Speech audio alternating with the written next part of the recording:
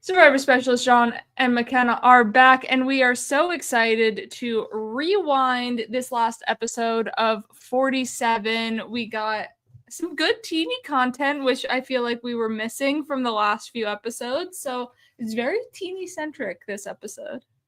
It is, and I'm not sure exactly how to read it when we get to the edit perspective. And it's kind of been, from my understanding, the big question amongst the community as a whole this week. Was this week's episode as exciting as previous episodes this season? No, but it still delivered some really good personal content. By which I mean it gave us some personal content in general, because we've kind of been lacking backstories, which is fine. That's fine. Mm-hmm. We don't need backstories all the time like we always have been getting in the new era. But it was nice getting this personal moment from Tieni this episode. Some different aspects which were really good to dig into with Tieni in this rewind. We get that like emotional moment between Tieni and Genevieve in the episode, which I quite appreciate. I really appreciated. It's not very often we get confessionals like the one Genevieve had in this week's episode, where she's talking about, I am intentionally cutting off my emotional connections with people so that I can use them as game pieces. Yes, exactly. So let's get into our outwit, outplay, outlast moments of the week. But before we do, make sure you subscribe, become a patron, like the video, hit the notification bell, do all the YouTube things, and of course do all the Patreon things, because there's a companion show over there with the rewind. So all right, so we were going into our outwit moments, and it's how to rise above emotional lows. So which is what we were talking about with Tieni, how she felt like she didn't know where they were going this entire episode, because, you know, just lost Saul, doesn't have anyone to talk to anymore, doesn't have that confidant, and is going through personal things that they would like talk about with someone, but really doesn't have that confidant in the game or trustworthy ally in the game anymore. And she's mourning the loss of Genevieve because that was a friendship. So John, let's talk how to rise above emotional lows. Yeah, we're at a very interesting point here where, with the way that this episode really approached Tieni and the way that it took these emotional level from Tieni, it very much was like focusing on this, like, I think just based on, you know, the actual visualization we get in this episode, it's kind of almost like this idea of like a phoenix rising from the flames, I felt like, with Tieni, which we'll talk about literally later. Literally. Yeah, literally. But we'll talk about that a little bit later. But it's so interesting seeing this discussion of the betrayal that Genevieve has used and the betrayal, the second betrayal, really, that Genevieve has perpetrated at this point against Tieni, right? Like, the first time we see that you have the Kishan blindside, Tieni's completely left out on that one. And then this time we have Saul going out, Tieni getting roped in at the tribal council because Andy tells her, which changes a lot of the dynamic of the game in that aspect too. And at the crux of it all is Tieni losing this relationship with Genevieve. And it's one of those things that I think as audiences, we don't really understand how fast these people can become incredibly connected to each other. Because, I mean, yes, they're out there. I haven't got a day count in the last while. I think this is like day 14 or something like that. Yeah, I think they said 14. No, that was Nicaragua. Never mind. But I think it is still day 14. I think we are in about that day 14 realm in the game. And it seems wild. You know, 2 weeks, we're mourning this loss of what Tieni is comparing their relationship with Genevieve as just like a relationship, right? Like this bonded moment. And I think we as viewers sometimes forget that these people spend 24 hours a day together. Yeah. And Tieni and Genevieve have literally been together since the beginning of the game. And to have that type of betrayal there, because you build that trust through that emotional time spent with people, because you inevitably kind of grow close to each other, especially in a game where you're kind of forced to trust people while not trusting people at the same time. You look at a sanctuary in someone. So I definitely understand where Tieni's coming from. And it's so interesting to see where this season's going to go for Tieni now, because there was a lot of talk in the lead up to this week's episode of like, does Tieni really stand a chance of winning the game based on the edit that they've been getting for the last couple of weeks? They've kind of been like, it seems like they didn't have any agency when it came to the Sierra vote, and they didn't have the ability to push that vote at all. And then now we're seeing this, no, maybe Tieni does have winner upside here. Like people were speculating early on in this season, it seems to be coming out there again. And we've seen this type of storytelling in Survivor a lot of times. And it's kind of like Phil and Blake had Brandon on the podcast, Brandon Donlin on Digging Deeper yesterday. And they were talking about how Andy is kind of like that model for what happens when the Brandon character does survive that early phase of the game. But I think one thing we usually forget is there are so many players who have those like down in the dumps moments. And we remember the big ones at the beginning of the seasons, like the Andys, like our Brandons. But we have so many who have it during the middle of the season too. Yeah. So mine actually happens in the middle of the season. And it's when Michaela and Suri kind of finally get on a beach together. Michaela has rubbed some people the wrong way. She wears all her emotions on her face. And Suri kind of takes that mentor position, that confidant and number one for Michaela, and says, like, just chill. You're going to have to, if you want to ride it to the end, you have to chill, let things go, and not show all of this emotion. So they were able to have this talk and have this relationship throughout the season where it was that, you know, I can reach out to this person and they have my full trust, and they're not going to do anything with that. They're not going to break that trust, where Tieni might have had that with Genevieve, but with the Saul vote, with the backings of the Keyshawn vote, Genevieve like really broke it in half with the Saul vote. The branch was already kind of cracked, and now it's like fully broken. And without having anybody else on the island, like Michaela and Suri never started off together, but they kind of, you know, grew closer once they got on the same beach. And Tieni really hasn't found that person come the merge. They've kind of always just stuck to the Reds, the Lavos. So I wonder if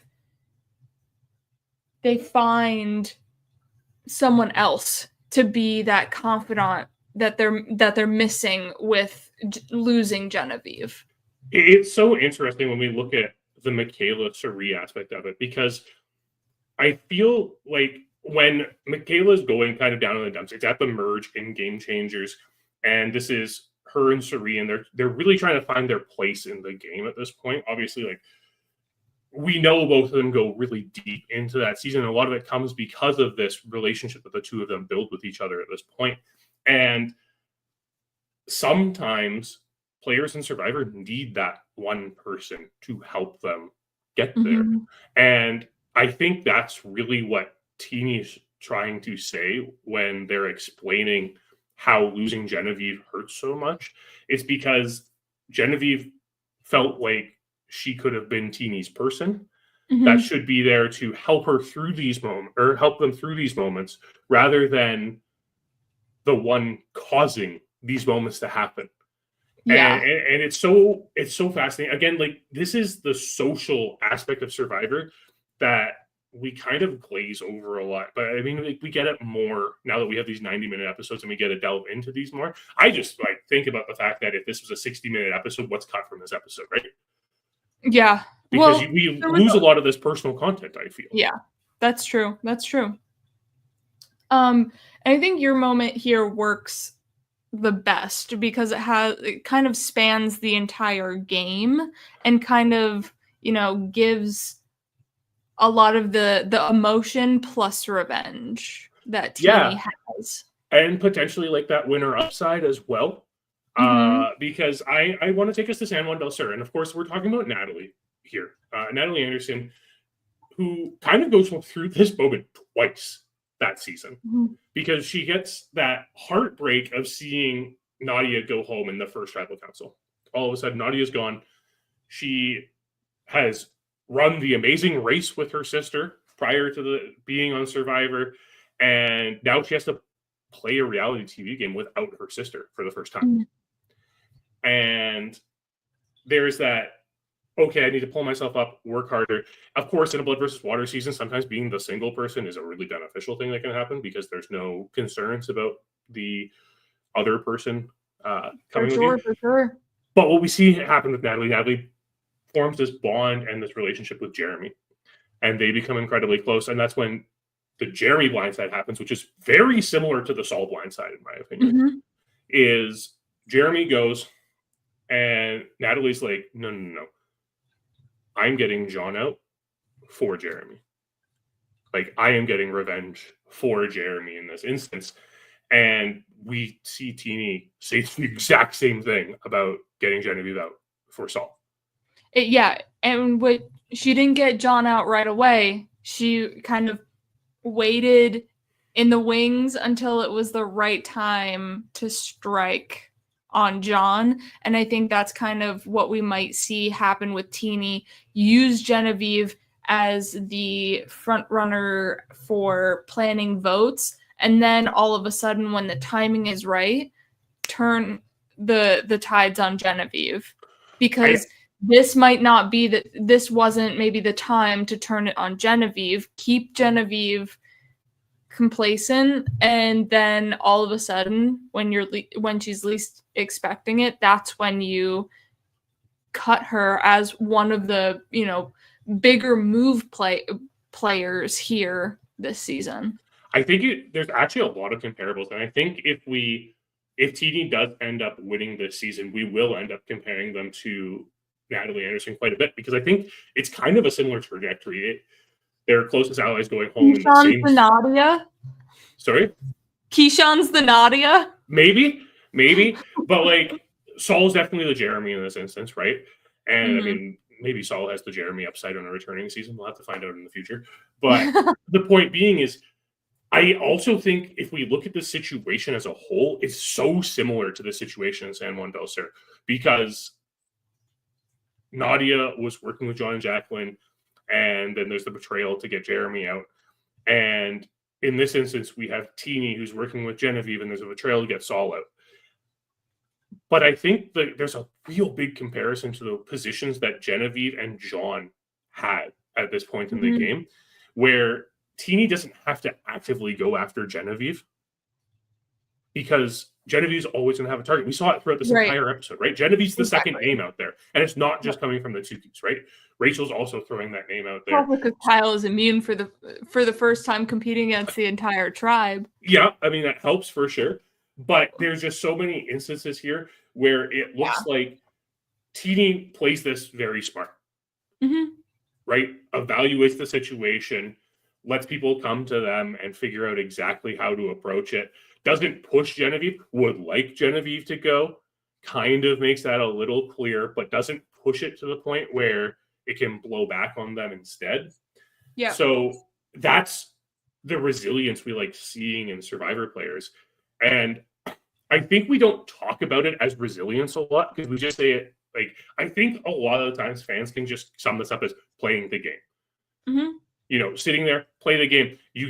Sometimes you get good hands, sometimes you get bad hands. It's what you do with them and how far you go afterwards that really matters. And I think what we're seeing here is this ability to overcome these emotions that Tieni showed in this episode. And granted, again, we're watching an edited episode of TV. We don't know exactly what's happening. Have shown us this arc, this rise from Tieni if it didn't mean something. I hope they wouldn't show us this if it didn't mean something. Well, I feel like it has some, it might not happen next episode, but you know, there's something there for Tieni that they built up with them like rising above these shots that they've just gotten. Mm-hmm. I hope that it's not just all to help prop up someone else's story. That's my concern with this, is that because in this episode we end in the next time on Survivor, we see this talk of like the underdogs all coming together. And it's like Andy and Tieni, Sue, Caroline, Rachel, Sam, or maybe? Sam. Yeah. Some combination of those 6. And that has me a little concerned about this edit for Tieni. However, it is, this entire story was just so positively shown. And to mix it in with Tieni's personal story as well got me, like, it hit me. And having it then juxtaposed with Genevieve's reaction to the conversation with Tieni and stuff, like, it's not very often that Survivor's talking game and just like the game of Survivor can hit me emotionally. Yes, I'm a very emotional person. Anyone who's listened to our movie podcast know that I cry all the time. But it takes a bit for a moment like this in Survivor to really impact me. And I felt it. Like, I felt the emotion in this sequence, and I have to kind of commend the editors on showing that. And also on Tieni bringing it in this episode so that we can talk about it. Well, we'll hear more on Tieni later. But let's go to outplay, and we're talking evolution of a challenge, specifically what we saw here in rollerball, because challenges, you don't know they're the same, but they are the same. They are the same, basically the same page on the wiki, and it says everybody, you know, these are the winners from this challenge. There's just a bunch of different variants of this challenge. And there's technically 3 with rollerball, but we're going to just throw the Island of the Idols one and just like out the window. And we're going to go with the 2 of Take the Reins and rollerball. So this is really interesting because this variation of rollerball was slightly different than what we've seen in the past. Yeah, because it has that little like knob handle that they have to hold on to. And I don't know. I really hope someone from 47 can tell us if that makes this easier or harder. I imagine it probably makes it harder.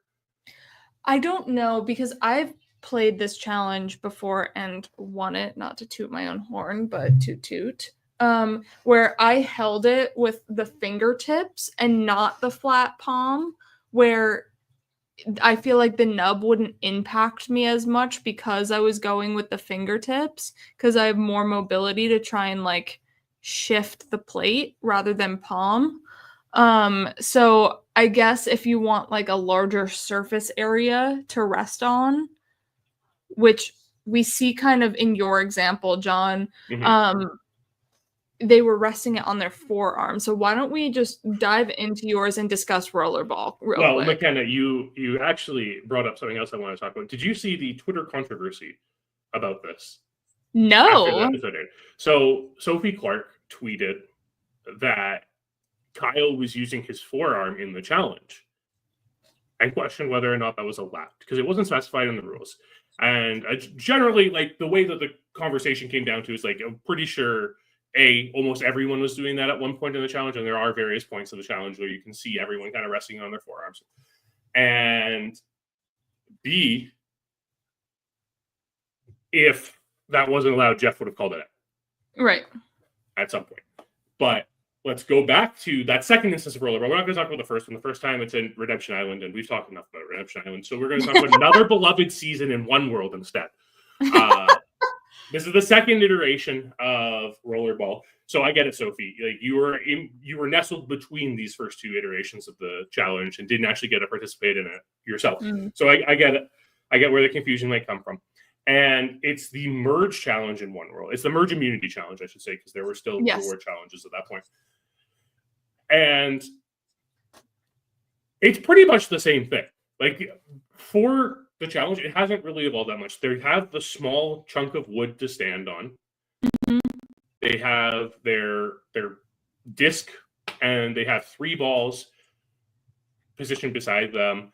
You put the first ball on, you stand for a set amount of time, then you get that moment of reprieve where you can take your ball off, like we saw in 47. We saw them stepping down from the perch and everything. Then they step back up, put the second ball on, etc., until all 3 balls are there, and then it goes until the end. The interesting thing about the one world aspect of it is, first off, Jeff does clarify you can't let it touch your body. Yeah, so that's like, I so feel like body torso, is like yeah. that. Yeah. Yeah, I agree. Torso area, because almost all of them are resting it on their forearm. Yeah. It's definitely, and it makes sense. Anyone who has worked in like the food service industry knows that's how you balance a tray, right? Like, Mhm. you get that leverage there. Your hand is steadying it, and you're putting it on your resting it on your forearm as well to give it more points to steady. And that's why I kind of think the nub makes it a little harder, because with the grip like this, you don't get to spread out as much on the disc with your hand and stabilize as much. Now, that being said, Right. I also have massive hands, I have so that is a tiny hands, so I consideration that feel I like consider. it would not work as well as like without the nub, where I can like position my hands, because I think someone like Kyle, who has bigger hands, he was able to do like this position around the nub, like Mhm. because his hand just fit, where some people had to, Or deal with that grip the nub instead. handle. Yeah. Yeah, I agree. And the interesting thing about the one world iteration of this challenge, like, again, the challenge hasn't changed that much, other than this nub that appeared all of a sudden in 47. So many more people were falling off That's of what I the was gonna perch say. in one world. Yeah. Yeah, so many people fell off the beam, and I don't know if they were trying to lean or something to get the balls to come back together or not, but so many people were like, "Oh, man, I'm out," and the balls were still on the tray. Which is interesting, because when we look at 47, everyone just dropped their balls. No one was falling off of the perch. Mhm. So I don't know if they've adjusted the perch. It did look like the one in one world is a bit higher, like a bit taller than the one that was in 47. Okay. Maybe it's a little narrower too. And over the years, they've just adjusted it so that people aren't falling as much. Because Mhm.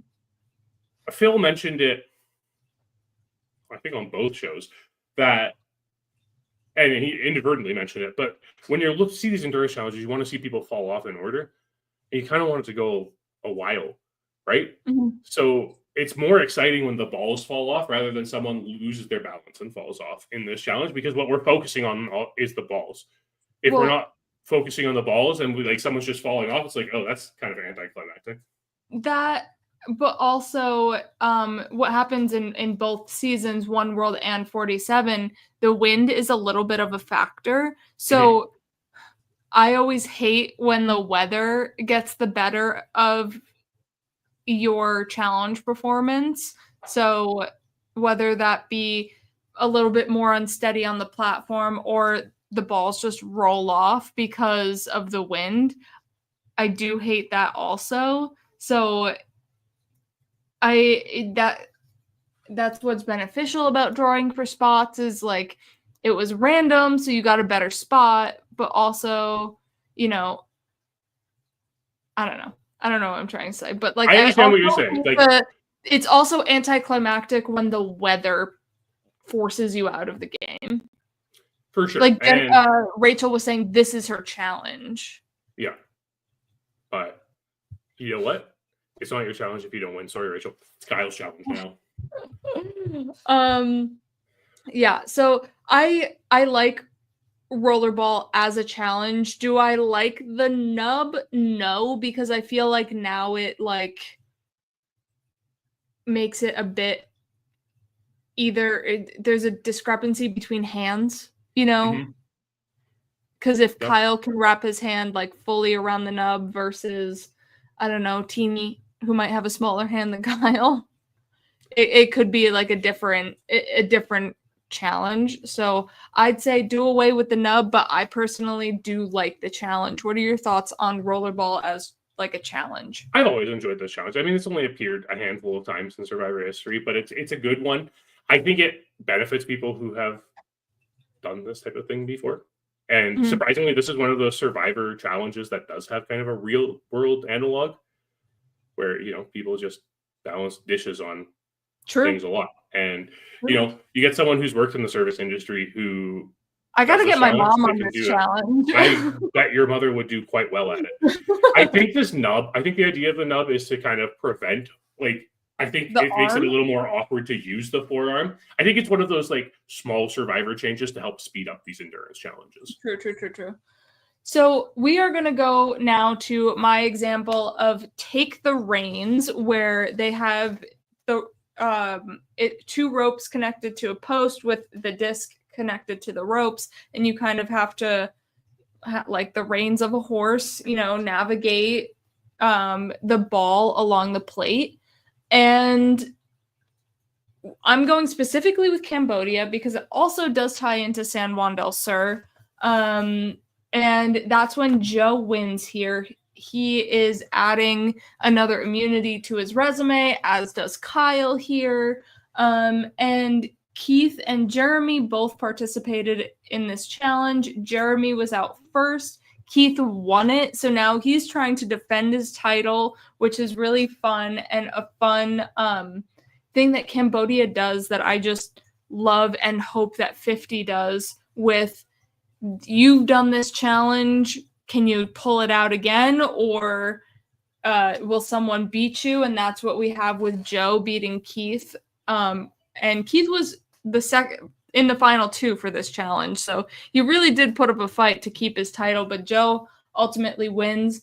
I do think this version of the challenge is insanely harder because we see 5 people just immediately drop, and one of them is Jeremy, and he still does not have a handle on this challenge. I think it is so much harder. I think it's again, as rollerball has this real world analogy, as much as yes, this kind of resembles horse reins, this is not using horse reins at all. You don't tend to be using horse reins to balance things. I don't do that.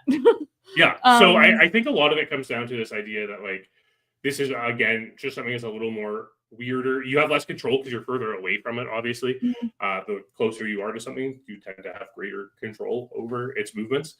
Yeah. So and it's also just a weird mechanic where you're controlling it with 2 individual things because it's the ropes rather than it being a single entity that you're trying to control. Yeah, exactly. So because you have the level of the ropes, the tautness of the ropes, the same, there's a lot of other factors to control with the take the reins version rather than the rollerball version, where you kind of just need to navigate where they're placed and let them not spread far apart, and you can stare at it. Mm-hmm. I don't know. I feel like with something that's closer to my body like that, and I can just stare and will them not to move, it gives me more of a sense of security in the challenge, where if my plate is all the way over there, I don't know how to navigate the reins because it might be a little bit further. My height might play into a factor of the bird's eye view. So I think rollerball is almost a little bit more fair, but also it's not unfair. Take the reins isn't unfair. It's just a lot harder because you don't have that easy visibility. You know what? One thing I think take the reins does better than rollerball is, though? Get people out quick. From an audience perspective, I think it's a more visually appealing challenge. It's because the players are standing further away from their balls, we get more wide angle shots, which is kind of what we want. And yes, Survivor's edited, so we do at least get shots of people falling and everything like that all the time. But yeah. I think about Big Brother editing sometimes, where it's doing live challenges and you never see who actually wins because they're focusing on the wrong person on the camera at the one time. But Survivor has the luxury of editing. But just sometimes with these endurance challenges, it's really, especially when you have people dropping out in the middle and you have players on either end, it's really hard to see how they're doing compared to each other. Because you do have these edits that don't really show both of them. And because Take the Reins has to account for the fact that people are standing so much further back, we get a lot more wide angle shots. So we see a lot more of people actually directly competing against each other than we do in rollerball sometimes. I also do love a live transition. Where while it's great as a player to not have a live transition, I think as an audience member, it's fun when there is a live transition and the ability to drop and maneuver and all that during the live transition. Do you think there's no live transition in rollerball because of the perch? Do you think, like, when in challenge testing, they were trying to do a live transition, they just found people were falling off the perch too much while trying to grab that other ball? No, I think it's because of the, like, ball positioning on the plate where if you drop it, it could, like, I don't know. That's true. That's a good point. Yeah. The plate, or if one is all the way here, now you're starting yourself out for failure by putting it in the middle. Or do you know, I guess that's another strategy that they could have tested is do you want to put the ball near your other one and try and balance it toward the middle? I think it just causes a lot more shakeup than just slowly inching backward, because we see that in other with other challenges of, all right, now you have to move lower on this balance beam. Yeah, that's very true. It's just interesting. I wonder, do you think there's something they can do to rollerball to evolve it further, or have we have we gotten to the point where it's like this is the iteration of the challenge and it's not going to advance any further? I wonder if we could combine like the sword coin challenge with rollerball with like the paddle, where you have to like roll the ball down the paddle and get it into the little divots somehow, like with that balance aspect of rollerball. I don't know. Something. That sounds difficult. You know what? Survivor, just do it and then it'll work. But I don't think there's another way to take rollerball. No, but I think it's an instance of like a classic Survivor challenge. And again, it's only been done like 5 or 6 times in total. But it feels like this classic challenge. I think it's one of those ones that, when you go to a Survivor event, it's like, well, I guess you could do it like the China dishes, except like you're placing the ball. So you have it so you have that paddle and you're placing the ball and you have to try and not make the ball roll off. Oh, I see what you're saying. Yeah, that could be an interesting take on it. It'll be interesting to see what they do with this challenge in the first place, or in the future, and how long it takes for them to bring it back, because we haven't seen this iteration of it in the new era yet. Yeah, we did. Did we? It was Take the Reins last time. Oh, it was Take the Reins. Right. Well, close enough. We're outlast then, right? Yeah, let's go back to Tieni. We had a break, and now we're coming back to Tieni because her bag got set on fire. And so it was a small blip in this moment, in this episode. But we just had to talk about things getting set on fire, because it doesn't happen that often. That's not, Russell throwing a sock in a fire. Or Parvati burning Russell's hat. Like that's like people's objects. Or Jatia pouring rice into the fire. Yeah. So like this is, human error fire. So Tieni's bag was somehow too close to the fire and got set ablaze and is now half a bag. And really, I don't think they can put anything into that bag. If they find an idol, good luck. It's not going in the bag. So yeah, it's so interesting because fire is such a symbol in Survivor, right? It's the symbol of life in the game, obviously, with your torch and everything like that. Once your torch is snuffed, you're out of the game. Asterisks, because there are those moments where that isn't the case. But it's burning the buffs. So it is burning the buffs. That's true. Yeah. So it's just, it's interesting. And the other moments in the past when we see fire, again, what made this episode and the edit of this episode so interesting to me is the other times we see fire in the past, it's very much a bad thing, right? Mm-hmm. Fire is powerful, and we have underestimated it, and it's taken things from us. And in this case, we are seeing that. And But it's almost like a phoenix with Tieni. Yeah, exactly. Like I kind of mentioned earlier, right? Like there's this symbolism of this phoenix rising from the ashes with Tieni, that they're using this as a symbolization of, or a symbol for their perseverance in the game, and how it's going to help bring them a new game, essentially. But if you've listened to Digging Deeper already, you know Brandon went into detail that that bag is super important out there because you use it to sleep on as a pillow. So not having that kind of sucks. You know who else rises from the ashes of a fire, John? Who would that be, McKenna? Jenna Maraska. Of course. Butch decides he wants all the firewood in the world and stores it in the shelter, and the shelter catches fire, and all that lovely, lovely firewood works out and sets the entire shelter pretty much all ablaze. And they come back to this charred, ruined camp, and Jenna has a bunch of her things either half melted or fully gone, or, you know, just these personal items, because at that time in Survivor, they were allowed personal items, not just, all right, we need this color shirt, this, you know, it was more important, the things that you brought on the island with you. And she takes this down, and she doesn't get too down. She is very upset, but she uses it as fuel for the rest of the game and winds up winning it. So this fire, while destroying some of her precious property, ultimately, you know, fueled her to keep going and get that win. Yeah, and it comes at a very tough part for Jenna. I mean, this is the final 6 of Amazon. This is the point where, in the end, it's a decision between, is Jenna going or is Heidi going? And, like, ultimately Heidi goes instead, obviously.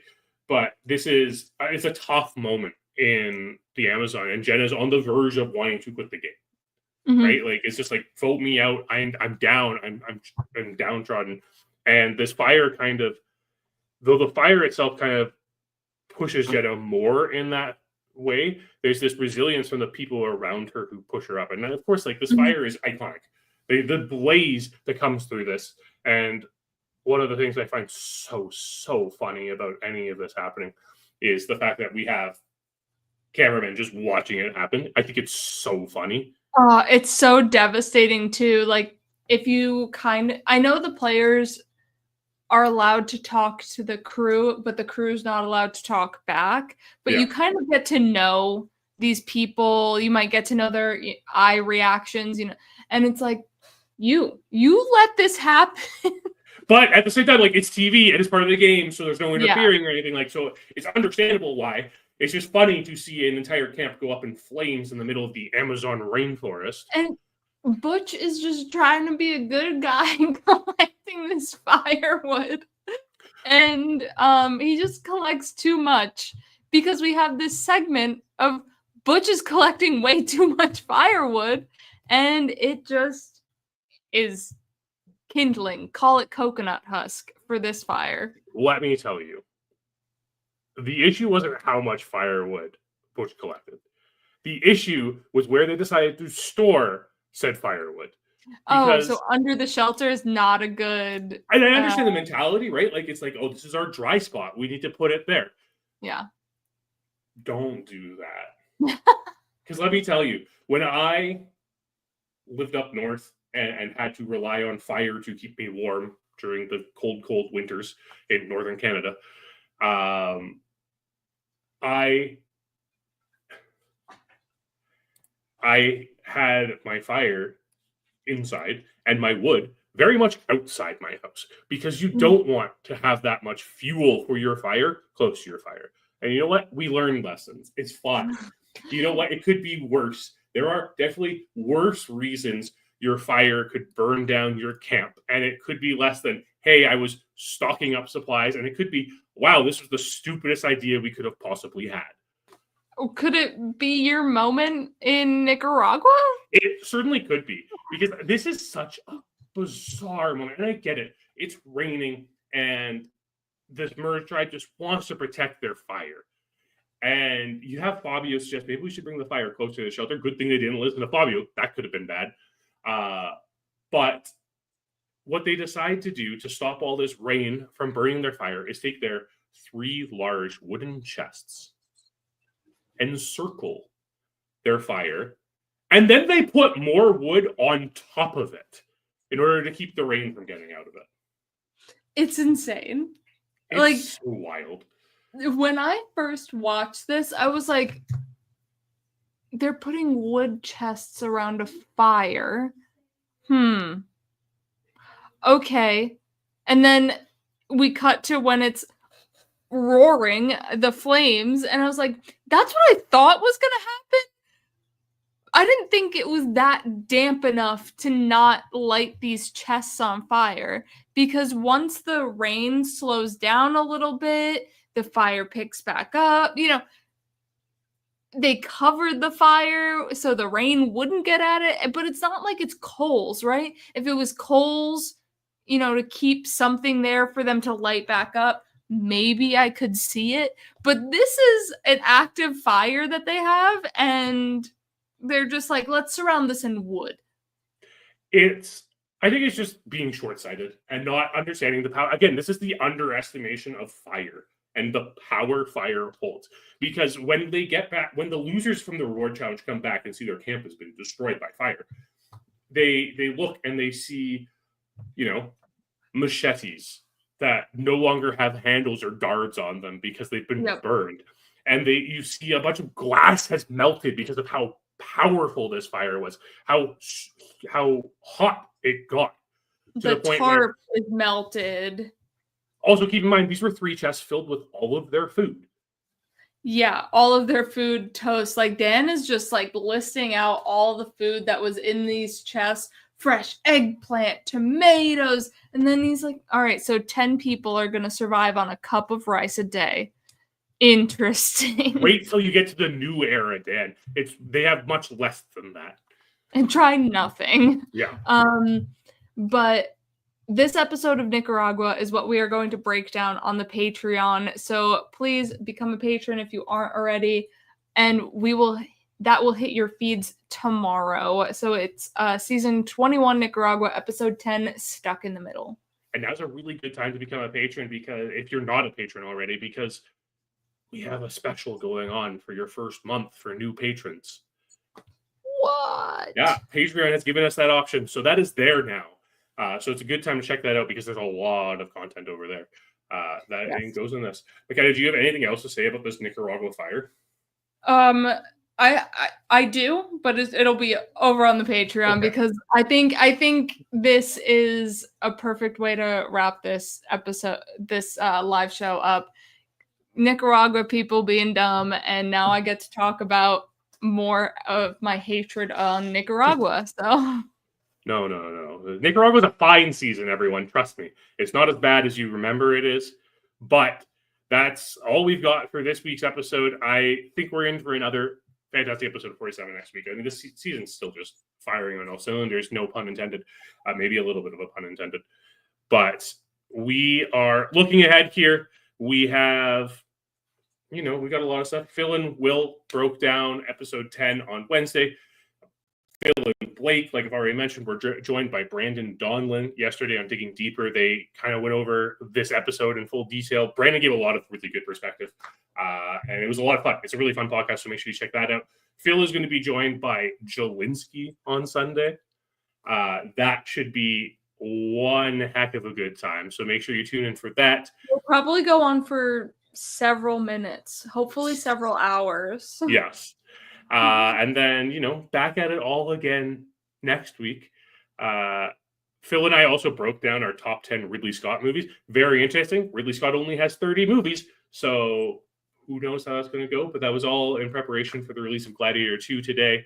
Also, like, I don't normally mention like previous week's power rankings, but if you haven't, go back and listen to the power rankings with Todd from last week, because that's just a really great podcast. Over on the Patreon, we have Every Season Matters going through Panama still. We have the casting perspective, Phil's after show, Phil's Australian Survivor rewatch or first time watch, and then of course you have us coming at you tomorrow with an episode of Nicaragua. So thanks for tuning in, everyone, and we will see you next week. Goodbye.